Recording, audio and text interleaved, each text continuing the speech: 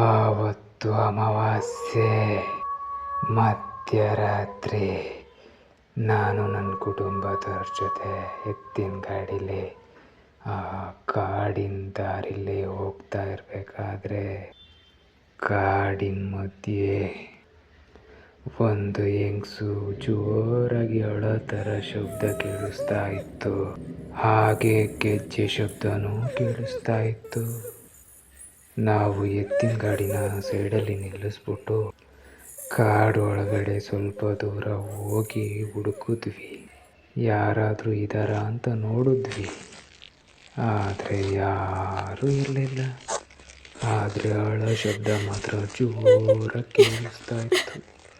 ಕುಟುಂಬದವರೆಲ್ಲ ಎದುರ್ಕೊಂಡ್ಬಿಟ್ಟು ವಾಪಸ್ ಹೋಗೋಣ ಮನೆಗೆ ಅಂತೇಳಿ ನಾವು ಅಲ್ಲಿಂದ ಬೇಗ ಬೇಗ ಮನೆಗೆ ಬಂದುಬಿಟ್ವಿ ಕಣಪ್ಪ. ಹೀಗೆ ಅವತ್ತು ನಡೆದಿದ್ದ ಘಟನೆ ಎಲ್ಲ ತಾತ ಬಂದಿರೋ ಪ್ರೆಸ್ ಹತ್ರ ಹೇಳ್ತಾ ಇರ್ತಾರೆ.